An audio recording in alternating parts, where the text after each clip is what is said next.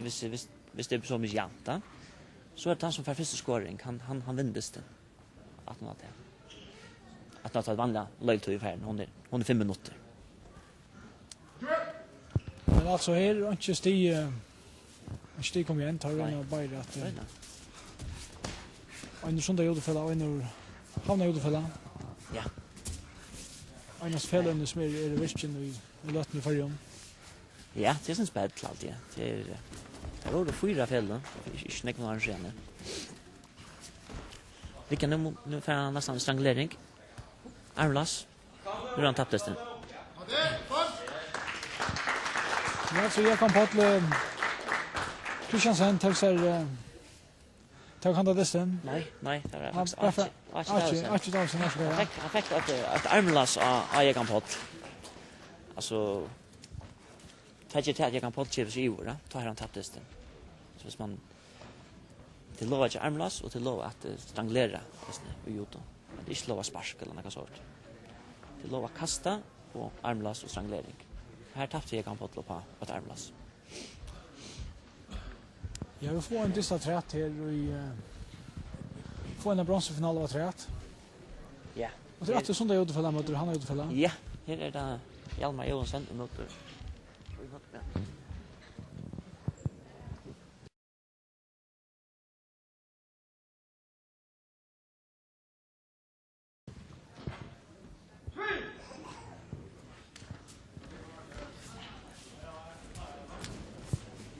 emot jag kan Martin Davidsen. Och här halt Hjalmar är stor favorit. Och till Hjalmar i blåan. Ja. Han är blåan. Han är han ölägger vår hinner i sparsora och han är bara en 3 år alltid. Jag har Martin. Här Ekon Hjalmar Vandesten. Otroligt flockkast. Hade jag kastat simpelthen och gjort det. Ja, hade det flar man att göra på, men hade varit en matte och här gick öla gott. Han kom öla bort ner i ritchen och tar sist ju och så får man 20 poäng så vinner man dysten. Ja. Tar öla flott. Han är kött här. Ja. Jag vet inte vad det är. Snack man något. Ja, tar öla flott. Men hur ser det komma alltså hur ska helt det kanske flera som ukarna som vi såg nu som komma Achalis nästan hur ser helt att ta klar standa sig Achalis hoppen. Jo, det är alltid att nu är det klart att den har varit vis senast nästan och tar finka urslit och jag vant inte över det har minst lägga urslit gör. Det vant inte vi där vi där vant harst du vet du.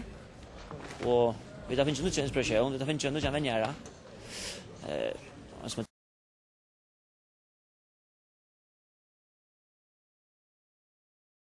Joto till Varsaka vi skulle kanske vara så där koncentrerade i Janne det var en löta boja sen hade trubblagar av Ström och Janne men Ragnar Ström nu får vi hållt vi finalen vi öppnar matchen med Peter Hansen och så det utfälla Skarpen Jarlsson. Ja. Det är det är spännande. Det är tänkte Ranger som vill komma in. Ja. Det är men så vi om 100 kilo mer. Det säkert är han blåar han är sent yngre än Skarpen. Skarpen är bara en röntor ju där. Charlton Pesigro är snö på stå. Nej går.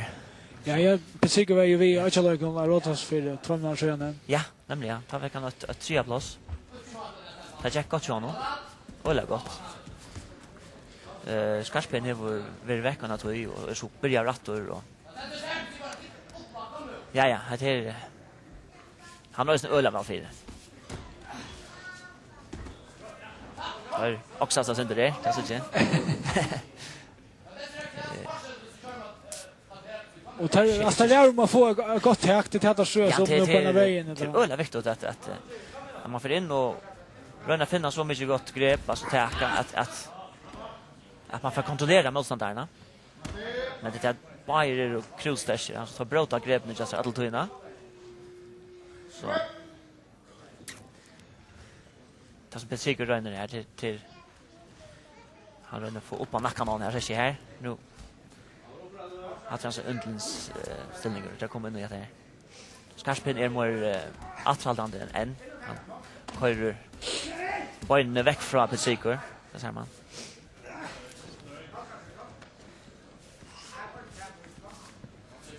Sker ikke så ølende, men det er ofte han er som tung og klassen.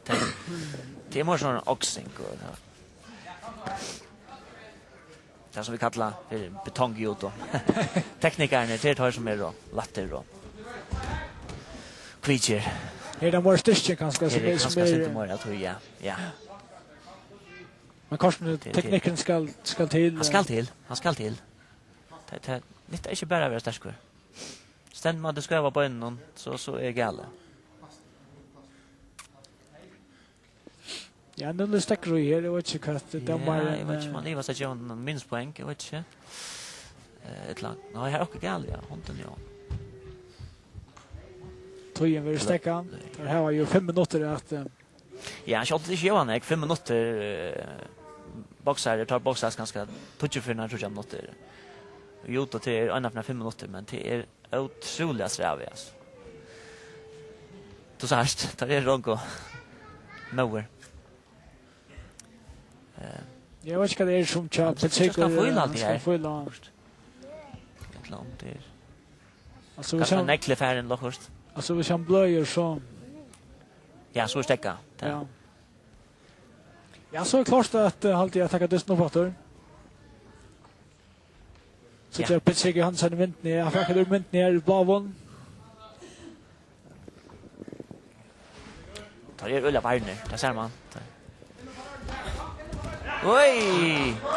Här fick Tamblaje Petsikur en scoring. Att här är att det flott. Han fick Joko till faktiskt 5 steg. Ja.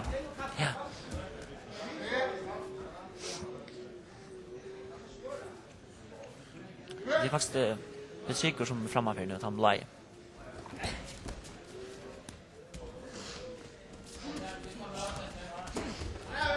Kanske liksom bara pressa så att det här Petsikur fick ett flott kast in där. Ja, han vann den. Han var så glad över att senast att dysten tar vi mål på nu. Tar man Skarpin. Ja. Och på ett luktande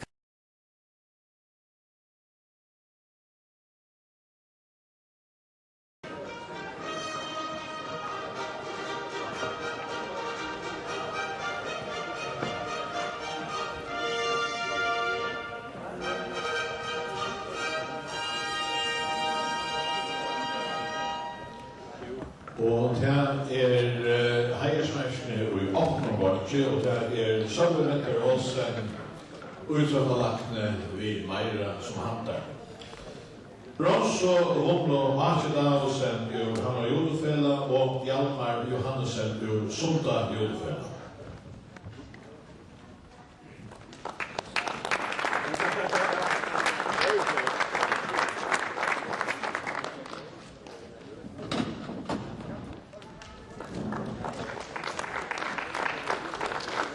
Nummer 2 og silver til Skarpheim Jansson ur Hanna Jodefella.